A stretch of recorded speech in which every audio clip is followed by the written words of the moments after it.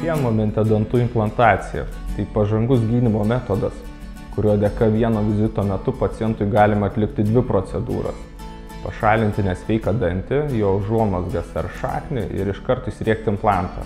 Vienmomentės implantacijos didžiausias pranašumas tai, jo gydymo laikas sutrumpėja vidutiniškai 3 mėnesiam ar daugiau.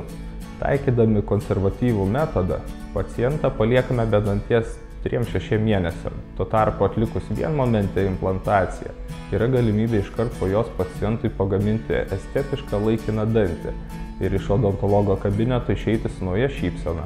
Vėliau, kuomet implantas jau būna pilnai integravęsis į kaulą, laikinas dantis pakeičiamas į estetiškesnį protezą nuolatinį. Implantavimą ir protezavimą atliekant vienu metu ne tik sumažiname vizitų, chirurginių intervencijų skaičių, bet ir sukeliame mažiau diskomforto bei streso savo pacientams. Norint pasiekti geriausius gydymo rezultatus, geriausia rinktis visame pasaulyje žinomus ir naudojamus All-on-6 ar All-on-4 sistemas. Tam, kad vienmomentė implantacija ir apkrovimas būtų sėkmingi, reikalinga puiki žmogaus sveikata, burnos higiena, dantenų ir žandikaulių būklė. Odontologija, kaip ir bet kuri kita medicinos sritis, sparčiai žengia į priekį. Todėl gydytojas privalo pacientams pasiūlyti pažangiausius gydymo metodus.